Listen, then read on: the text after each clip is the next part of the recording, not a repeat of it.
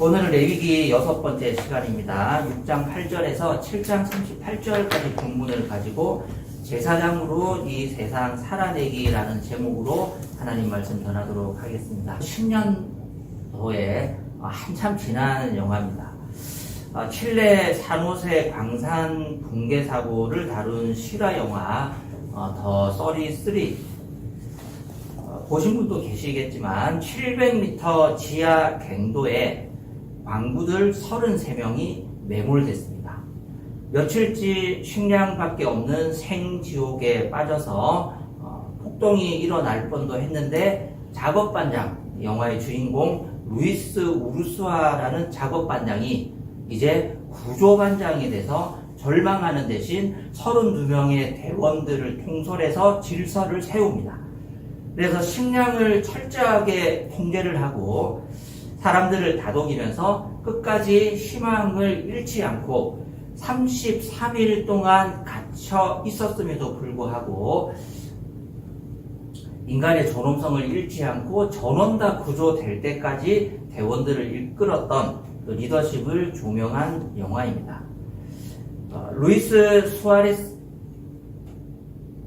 우르수아는요, 작업 반장이었지만 그가 매몰되고 난 이후로부터는 남은 생명들을 지켜내는 한 명의 제사장이 되어서 자기의 대원들을 다 구원해냈습니다. 우리가 함께 읽었던 레위기 6장 8절에서부터 7장까지의 본문에 등장하는 제사장의 삶이 바로 이와 같다고 할 수 있습니다. 이 본문은 제사를 직접 집례하는 제사장들을 위한 전문적인 제사 지침서자 실무 매뉴얼입니다. 그렇기 때문에 이 말씀을 대할 때 나는 목회자도 아니고 전임 사역자도 아니고 신학교에 갈 것도 아니고 성교 나갈 마음도 없기 때문에 나와는 상관없는 말씀이라고 혹시 생각하실 수도 있는데 베드로전서 2장 9절 말씀을 보시면 그러나 여러분은 택하심을 받은 족속이요 왕과 같은 제사장들이요 거룩한 민족이요 하나님의 소유가 된 백성입니다. 그래서 여러분을 어두움에서 불러내어 자기의 놀라운 빛 가운데로 인도하신 분의 업적을 여러분이 선포하는 것입니다. 구약의 제사장은 아론의 아들들에게만 대물림되는 직분이 맞습니다. 하지만 이것이 그리스도 이후의 신약으로 넘어오면서 그러나 여러분은 택하심을 받은 족속이고 왕과 같은 제사장들이라고 모든 예수 믿는 사람들의 신분을 다 바꾸어 버렸습니다. 그렇기 때문에 오늘 본문도 1차적으로는 그들에게 주어졌지만 오늘을 살아가는 영적 제사장인 죽어가는 모든 사람들을 구원해낼 사명을 받은 하나님께로부터 보내심을 받은 영적 제사장으로 채용을 받은 우리 모두를 향한 말씀이라고 할 수 있습니다. 그러므로 이 세상 한복판에서 생명을 지켜내고 구원하는 사명을 맡은 제사장으로 그 사명감을 갖고 살아가는 우리 모두를 향한 하나님의 매뉴얼이라고 할 수 있습니다. 오늘 이 본문을 통해서 하나님을 섬기는 자가 지녀야 할 헌신의 무게와 동시에 그들의 일상을 철저히 책임지시는 하나님의 은혜로운 공덕을 함께 살펴보려고 합니다. 자, 그렇다면 700m 지하 갱도처럼 어둡고 짓누르는 이 세상 한복판에서 하나님의 제사장으로 부름을 받은 우리가 사명자로 하나님과 이웃을 섬기면서 살아가기 위한 끝까지 이 사명을 감당하기 위한 방법은 무엇일까요? 자, 첫 번째 단락 6장 8절에서 7장 37절 거의 전 부분이죠. 첫 번째 방법은 토라가 있는 제사장으로 살아가야 합니다. 6장 9절을 보시면요. 너는 아론과 그의 아들들에게 다음과 같이 일러라. 번제를 드리는 규례는 다음과 같다 해서 번제에 대한 규례를 말씀하시는데 레위기 1장에서부터 5장까지를 살펴봤을 때 5가지 예배를 쭉 설명하면서 그 설명은 모든 사람들, 모든 백성들을 위한 지침이었습니다. 그런데 이것이 6장 8절에서부터 7장 끝까지는 누구를 위한 규례입니까? 레위인, 특별히 제사를 맡은 제사장들을 위한 규례로 이 말씀을 받는 대상이 바뀌는데요. 특별히 여기 두 번째 줄에 보시면 번제를 드리는 규례라는 단어가 있습니다. 이 단어가 레위기에서 첫 번째 등장하는 구절이 바로 6장 9절입니다. 이 규례를 원어로 보면 토라라는 단어인데요. 6장 8절까지는 규례라는 단어, 토라라는 단어가 한 번도 나오지 않았습니다. 비로소 9절에 이 단어가 나오는데, 자, 그러면 토라는 뭘까요? 토라는 우리가 상식적으로 알고 있기에는 모세오경이 토라입니다. 성경을 세 부분으로 나누면요, 유대인들은 구약 성경을 율법서, 예언서, 그리고 율법서와 예언서를 제외한 다른 모든 성경을 성문서, 이렇게 세 단락으로 구분을 하는데, 그 중에 율법서가 모세오경, 창세기, 출애굽기, 레위기, 민수기, 신명기까지가 율법서고, 이것들을 통칭해서 부르는 명칭이 바로 토라였어요. 광의의 의미, 넓은 의미에서 볼 때 토라는 율법, 모세오경을 가리키는 성경의 한 단락을 지칭하는 제목이 토라였습니다. 근데 원래 이 토라는 모세오경을 가리키는 단어이기 이전에 레위기 6장 9절에 처음 등장하는 규례, 즉 지침 매뉴얼이었습니다. 토라의 원래 뜻은 teaching 혹은 가르침, 방향제시, 규례, 법, 세칙, 규정, 이것이 토라의 원래 뜻입니다. 6장 9절에 아론과 그의 아들들에게 다음과 같이 일러라. 번제를 드리는 규례, 번제를 드리는 토라, 번제를 드리는 가이드, 번제를 드리는 설명서, 번제를 드리는 매뉴얼이라고 이 규례라는 단어를 해석해도 아무 문제가 없습니다. 레위기 전체에서 규례라는 단어, 가이드, 매뉴얼, 티칭이라는 이 단어는 총 15번이 나오는데요. 그 중에 7번은요, 6장 9절에서 7장 37절에 집중되어 있어요. 여기에 7번이 다 나오고, 11장부터 15장, 오늘 성경 공부할 본문인데, 거기에 나머지 8번이 이렇게 쫙 흩어져 있습니다. 그리고 그 뒤에 가면은 한 번도 나오지 않습니다.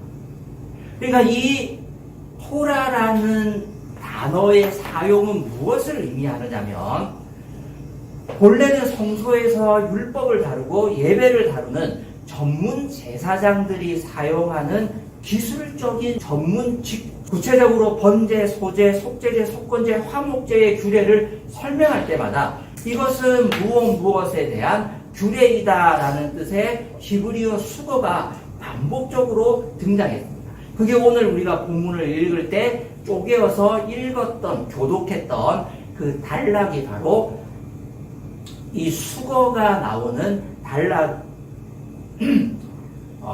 표지판 역할을 했던 거죠. 하나님께서 제사장들에게 5대 제사를 설명하실 때 너희가 제사장으로 거룩하신 하나님과 속된 곳에 사는 백성들을 중개하는 예배의 사명, 제사의 사명을 잘 감당하기 위해서 반드시 알아야 할 것이 있는데, 그것이 무엇입니까? 토라예요. 그것이 바로 지침이고 규례이고 매뉴얼이었던 거예요. 이 제사장들은 열정만으로 제사장의 사명을 감당할 수가 없었습니다.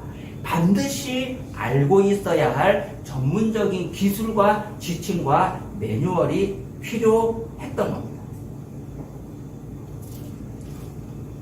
오늘을 살아가는 부르심을 받은 제사장으로 하나님 앞에 특별히 그 사명을 맡은 우리 모두에게도 이 규례가, 토라가, 매뉴얼이, 전문적인 지식이 반드시 필요합니다. 여기서 말하는 전문 지식이란 단순한 직업적인 능력을 말하는 것이 아닙니다. 하나님의 말씀이 나의 삶, 나의 직장, 가정에서 구체적으로 어떻게 적용되고 나를 인도하시고 이끌어 가시는지를 깨달아 알 수 있는 영적인 자각 능력, 그것이 바로 토라예요. 우리에게 토라가 있습니까? 하나님을 사랑하고 내 이웃을 내 몸과 같이 사랑해라. 이 말씀이 레위기에 나오지 않습니까? 그리고 예수님이 이것을 인용하시면서 이것이 온 율법과 선지자의 대강령이라고, 이것이 성경의 핵심이라고 말씀하셨어요. 근데 이것은 토라가 아닙니다. 그래서 어쩌라고요? 하나님을 사랑하고 이웃을 내 몸과 같이 사랑하는 게 뭡니까? 어떻게 사는 거지 그렇게 사랑하는 거예요? 어떻게 살아가는 거지 그렇게 하나님을 사랑하고 이웃을 내 몸과 같이 사랑하면서 살아가는 삶입니까? 바보같이 무조건 다 양보하는 겁니까? 사사건건 시비를 걸고 시시비비를 따지면서 정확하게 사는 게 하나님을 사랑하고 이웃을 사랑하고 하나님의 공의를 실천하는 삶이에요? 그걸 누가 합니까? 네, 나만 아는 거예요. 그래서 이게 어려워요. 토라가 무엇인지 내 삶의 현장에서 구체적으로 적용되는 그 가이드가 무엇인지 아무도 모릅니다. 하나님과 나만 아는 거예요. 그래서 그것이 비밀스러운 지식이고 전문적인 지식이 되는 거예요. 그럼 교회가 가르쳐줘야 되는 거 아닙니까? 목사님이 책임져야 되는 거 아닙니까? 아니에요. 내가 내 삶 속에서 하나님의 거룩하신 말씀을 어떻게 구체적으로 적용하면서 제사장으로 살아내어야 하는지는 그 누구도 말해줄 수 없습니다. 아무도 모르는 거예요. 그건 내가 어떻게 합니까? 어떻게 자녀를 가르칠지, 어떻게 학생을 가르칠지, 어떻게 친구와 관계를 맺을지, 어떻게 가정에서 화목하게 잘 지낼지, 그것은 하나님께서 나에게 주시는 전문적이고 특수한 가이드이자 매뉴얼이자 삶의 지혜이자 규정이에요. 그래서 오직 하나님께서 나에게만 말씀해 주시고 가르쳐 주시는 세세한 규정이기 때문에 아무도 그것을 이래라 저래라 말할 수 없습니다. 그러므로 우리의 질문은 무엇이 되어야 합니까? 나는 무엇을 알고 있는가? 나는 과연 전문가인가? 나는 과연 하나님의 거룩하신 율법, 이 말씀, 이 성경 66권을 내 삶에서 적용하면서 거룩하게 살아나갈 능력이 있는, 깨어있는 제사장인가? 이것이 우리가 해야 할 본질적인 질문입니다. 말씀을 알고 그 말씀을 내 삶에 적용할 수 있는 전문가로서의 지식이 풍부할 수 있기를 간절히 바랍니다. 신앙생활을 하면 할수록, 성경을 읽으면 읽을수록, 삶을 살아나가면 나갈수록, 이 말씀은 이렇게 적용하는 거구나. 내가 이렇게 영적으로 힘을 내야 되는 거구나. 이렇게 이웃을 사랑하고 섬기는 것이 거룩하신 하나님과 속된 세상에서 살아가는, 하나님을 알지 못하는 많은 사람들을 지도하는 삶의 지혜이자 하나님의 뜻이구나. 그 지식이 깊어지고 다양해지고 풍부해져서 그 누구도 나를 쫓아올 수 없는 탁월한 제사장으로 살아가실 수 있기를 간절히 바랍니다. 그렇다면 6장 14절에서 7장 27절 단락에 두 번째 제사장으로 살아갈 수 있는 그 원리가 무엇이냐? 공동체가 있는 제사장으로 살아가야 합니다. 그래서 이 5가지 제사에 대한 매뉴얼을 아론과 그의 아들들에게 말씀하실 때마다 6장 8절에서 7장 38절까지 계속해서 5번을 반복하실 때마다 이 구절이 붙는 거예요. 대대로 지켜야 할 영원한 규례, 영원한 토라다. 6장 26절 말씀을 보시면 제물을 가져온 사람의 죄를 속하여 주려고 제사를 드리는 제사장이 그 제물을 먹는다. 그는 그것을 회막을 친 뜰 안 거룩한 곳에서 먹어야 한다라는 규례를 말씀하고 있는데, 여기 대표적으로 6장 26절만 읽었지만 제물을 가져온 사람의 죄를 속하여 주려고 제사를 드리는 제사장이 이 제물을 먹는단 말이에요. 고기를 볶잖아요. 혹은 곡식 가루를 일부는 불에 태우고 일부는 제사장들이 거룩한 뜰 안에서 먹습니다. 이것은 아론과 그의 아들들이 영원히 지켜야 할 토라임과 동시에 모든 백성들이 구체적으로 알고 있어야 할 토라입니다. 우리가 제사장으로 살아가기 위해서는 나 혼자만 똑똑하고 나 혼자만 하나님과의 교제가 깊고 지식이 많고 지혜가 풍부해서 신앙이 깊어졌기 때문에 제사장으로서의 삶을 성공할 수 있는 게 아닙니다.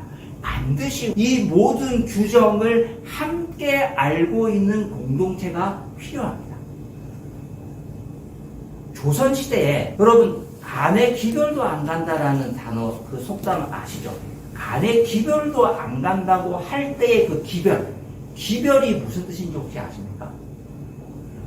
왜 기별이 간에도 내려가지 않는다라는 이 표현이 왜 생겼느냐면 조선시대에 조정의 중대사나 국가적인 중요한 결정들을 알리는 조보라는 지금으로 얘기하면 관보가 있었습니다.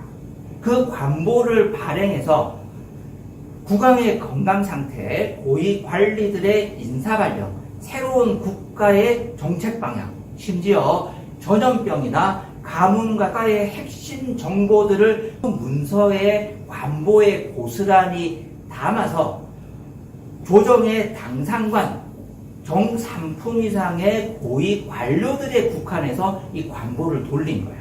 그리고 그 관보를 기별이라고 불렀습니다. 거기에서 나온 말이에요.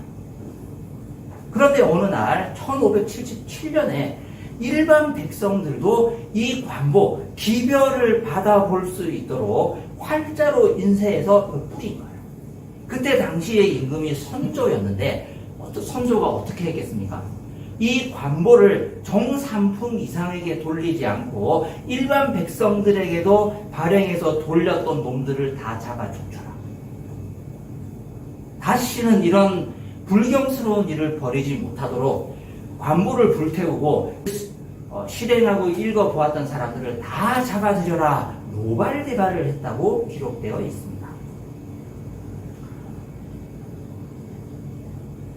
국가의 중요 정책, 국왕의 건강 상태, 새로운 국가 정책, 심지어 기후나 여러 가지 전염병에 대한 정보들은 정삼품 이상의 국가 핵심 권력들만 알고 있어야 했습니다.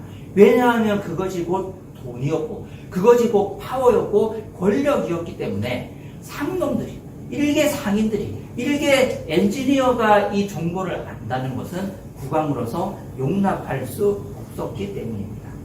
그렇다면 레위기 6장 8절에서 7장 38절에 하나님 앞에 제사를 드리고 예배를 집례하는 이 고급 정보, 이것을 일반 백성들이 알아도 되겠습니까?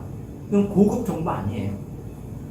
제사장이 어떤 고기를 먹을 수 있고 제사장이 어느 정도의 돈을 받을 수 있고 이것을 세세하게 기록해서 아론과 그의 아들들이 아는 것은 알 수 있다고 쳐요. 그런데 이걸 성경에 기록해서 레위인들이 매일마다 백성들에게 가르치고 모든 백성 영원히 지켜야 할 규례로 온 동네 방네 기별을 발행하면서 관보를 발행하면서 레위기를 가르치면서 읽어주면서 암송하게 하는 것, 이 핵심적인 국가 정보, 최상층의 계급만 알아야 할 이 정보를 모든 사람이 공유하는 것 괜찮은 걸까요? 성경은 이것이 괜찮다고 얘기하는 거예요. 왜 그랬을까요? 자, 사무엘상 2장 16절을 보시면 엘리의 두 아들 홈리와 비느하스가 하나님 앞에 바쳐지는 고기를 어떻게 했다고 했습니까? 갈고리로 찝어가지고 자기가 갈취해서 배를 불리려고 했습니다. 그때 2장 16절 말씀 같이 한번 읽어보고 백성들이 뭐라고 했느냐 같이 한번 읽어보겠습니다. 시작. 제물을 바치는 사람이 그 종에게 먼저 기름을 태우도록 되어 있으니 그렇게 하고 난 다음에 원하는 것을 가져가시오 하고 말하면 그는 아니요 당장 내놓으시오. 그렇지 않으면 강제로라도 가져가겠소 하고 대답하였다. 재물을 바치는 사람이 그 종에게 먼저 기름을 태우도록 되어 있으니 그렇게 하고 난 다음에 원하는 것을 가져가시오. 국가 핵심 정보를 알고 있는 거예요. 최상층의 고위 관리였던 아론과 그의 아들 제사장들에게만 공유될 수 있었던 이 정보를 모든 일반 백성들이 정확하게 알고 있는 거예요. 그래서 따지는 거잖아요. 이거 율법에 어긋난, 이거 규례에 어긋난 거다. 당신들 어떻게 전문직이면서 그것도 모르냐? 이런 식으로 할 거야? 이거 하나님께서 화내시는 일이야. 당당하게 따지잖아요. 왜 하나님께서 레위기의 정보를 전부 다 풀었을까요? 서로를 지켜주기 위해서. 그래서 공동체가 필요한 겁니다. 세상의 정보는 조선시대의 관보는 선조의 건강 상태를 담고 있었던 그 기별은요, 권력 유지와 돈벌이와 사회 통제를 위해서 쓰여졌습니다. 하지만 레위기의 정보는 서로를 세워주고 지켜주기 위해서 모든 백성들에게 오픈한 거예요. 우리는 홀로 거룩해질 수 없습니다. 우리는 홀로 풍요로워질 수 없습니다. 서로가 서로를 잘 알고 있고 모든 사람들이 하나님을 잘 섬기고 있는 공동체에 속해 있을 때만이 당신 이런 식으로 갈고리로 고기를 찍어서 먼저 갖고 가는 거 이걸 레위기의 규례를 위반하는 거야? 당신 그렇게 살아서 안 되는 거 아니야? 좀 이상한 길로 가고 있는 것 같은데 우리 함께 얘기해보자. 당신의 그 삶의 태도에 대해서 하나님을 섬기는 방식에 대해서 사람을 대하는 방식에 대해서 한번 이게 말씀대로 제대로 살고 있는 건지 우리 함께 나누어 보고 우리 함께 고쳐보자. 그러라고 이 정보를 오픈합니다. 우리가 공동체에 속해 있어야 돼요. 그래야 나도 보호받을 수 있고 당신의 삶도 보호받을 수 있는 겁니다. 나 홀로 거룩해질 수 없습니다. 마지막으로 7장 28절에서 38절 단락에 보면 분깃이 있는 제사장으로 살아갈 때 우리가 끝까지 이 사명을 감당할 수 있습니다. 자, 7장 32절 말씀 같이 한번 읽어보겠습니다. 7장 32절입니다. 시작. 너희가 바치는 화목제사의 제물 가운데서 오른쪽 넓적다리를 높이 들어 올려 제사장의 몫으로 주어라. 제사장에게로 돌아가는 몫이 정해져 있었습니다. 아론과 그 아들들이 속해 있었던 레위 지파는 땅이 없는 거 아시죠? 여호수아가 모든 지파들에게, 나중에 역사지만 모든 지파들에게 땅과 재산을 다 부동산을 분배를 해줄 때 레위인에게는 아무 땅도 주지 않았습니다. 왜냐하면 여호와가 하나님만이 그들의 영원한 분깃, 즉 배당받은 재산이었기 때문에 10원 땡전 하나, 땅 하나, 그 어떤 것도 레위 지파에게는 주지 않았습니다. 그럼 이 사람들 어떻게 살아야 됩니까? 이거 보고 사는 거예요. 각 지파의 레위인들이 뿔뿔이 흩어져서 제사를 집례하고 말씀을 가르치면서 살아가면 제사장과 레위인들은 제물 가운데서 그들에게 할당된 몫의 고기를 받아서 먹고 살아갈 수 있도록 하나님이 율법을 제정해 주셨습니다. 이것은 제사장과 레위 지파들이 봤을 때 환영할 만한 일이었을까요? 좀 받아들이기 힘들었을까요? 이거 괜찮겠네. 사업도 안 하고 경제활동도 하지 않고 집을 사고 파는 복잡한 부동산 계약서도 쓸 필요 없고, 야, 정말 부럽다. 굉장히 고통스러운 일. 나의 땅이 없다는 거, 나의 집이 없다는 거, 나의 재산이 없다는 거, 내가 정말 아무것도 소유해 본 적이 없다는 거, 이거 굉장히 고통스럽고 불안한 삶이에요. 노동을 하면 월급을 주는 직장이 있어야 하고, 내가 베개를 베고 누울 수 있는 땅과 집이 한 평이라도 있어야 하잖아요. 근데 내가 소유할 수 있는 땅이 죽어서 갈 무덤밖에 없다면 그거 얼마나 불쌍하고 불안정한 삶이에요. 근데 모든 레위 지파들은 그런 삶을 살아야 했습니다. 그렇기 때문에 하나님은 제물로 바쳐지는 일부의 고기들은 제사장의 몫으로 돌리고 그들이 굶지 않고 먹고 사는 일에 고통받지 않고 오직 하나님만 섬기고 백성들을 돌보는 일에만 전념할 수 있도록 배려해 주신 겁니다. 우리는 무엇으로 살아갑니까? 우리의 소득과 우리의 안정감과 우리가 쌓아놓은 재물로 살아가는 사람이 아닙니다. 우리는 다 왕같은 제사장으로 부르심을 받은 사람들이잖아요. 하나님께서 우리의 기업, 우리의 땅, 우리의 분깃, 우리의 재산, 우리의 부동산, 우리의 계좌가 되시는 거예요. 아닌데? 월급봉투 따로 받는데. 그 겉으로 드러날 때 그런 거고요. 하나님이 유일한 우리의 재산이고 우리는 하나님으로 인해서 먹고 사는 거룩한 제사장들입니다. 누가 우리를 먹이십니까? 누가 우리를 붙잡고 계십니까? 누가 우리의 장래의 불안함과 건강의 불안함과 재산상의 불안함과 요동치는 이 세상 속에서 무엇이 우리를 붙잡아 줍니까? 오직 하나님만이 우리를 붙잡아 주시잖아요. 아닌 것 같은데 나는 돈이 좋은데 그런 거 신앙 없는 거예요. 오직 하나님만이 우리를 붙잡아 주시고 오직 하나님께서 우리를 먹이시는 것만이 우리가 먹고 살 수 있는 원천입니다.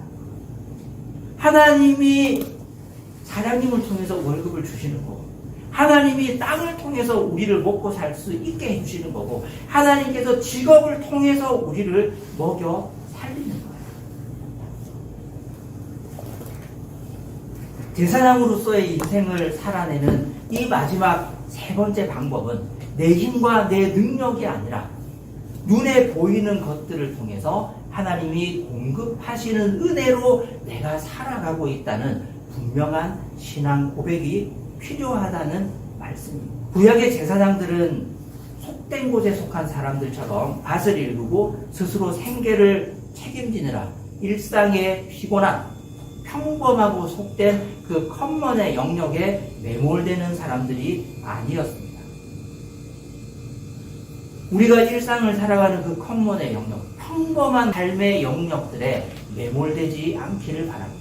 그것만이 나의 재미고 그것만이 나의 관심사고 거기에서 오는 소소한 즐거움만이 내 마음을 기쁘게 하는 평범한 사람들이 아니기를 바랍니다. 현실을 살아가지만 거룩한 곳을 바라보면서 살아갈 수 있는 왕같은 제사장이 되기를 간절히 바랍니다. 킬레의 갱도에 매몰되었던 33명의 왕부들. 이 사람들이 69일이라는 기나긴 시간을 버티고 단 한 명의 낙오자 없이 전원 살아 돌아올 수 있었던 비결은 무엇이었을까? 이 사람들이 구조되기 전에 작업반장이 사람들을 불러 모으고 하나의 철칙을 세웠다고 합니다. 이곳에서 있었던 비밀스러운 일들, 저 위에 올라가면 절대로 말하지 말자. 이것이 나도 살고 당신들도 사는 일이다. 나중에 이것이 다 밝혀지게 됩니다. 19일째에 물과 식량이 파이프 라인을 타고 이 사람들에게 공급되기 시작했는데요. 그 전에 이 33명의 광부들은 세 패로 나누어져서 그 깊은 빛 한 뼘 들어오지 않은 그곳에서 패싸움을 했습니다. 서로 더 많은 영역들을 차지하기 위해서 더 많은 땅을 차지하고 편하게 발 뻗고 자기 위해서 두들겨 팼습니다. 충격적인 사실은 먹을 것이 없잖아요. 식인까지도 고려했었다고 합니다. 이것이 그 유명한 33명의 광부들의 생활 이면에 숨겨졌던 인간의 본능입니다. 사람의 힘으로는 이 본능을 이겨낼 수 없습니다. 사람의 힘으로는 우리의 두려움을 극복할 수 없습니다. 사람의 힘으로는 거룩한 영적 제사장으로 살아내고 다른 사람들을 구원하고 그들을 인도할 능력이 없는 겁니다. 오직 하나님의 말씀으로, 오직 하나님께서 우리에게 주시는 성령의 본능으로 제사장으로서의 삶을 살아낼 수 있기를 바랍니다. 그래서 나도 살고 더불어서 많은 사람들도 구원해내고 이끌어낼 수 있는 제사장으로서의 사명을 잘 감당할 수 있는 우리 모두가 될 수 있기를 간절히 바랍니다. 찬송가 323장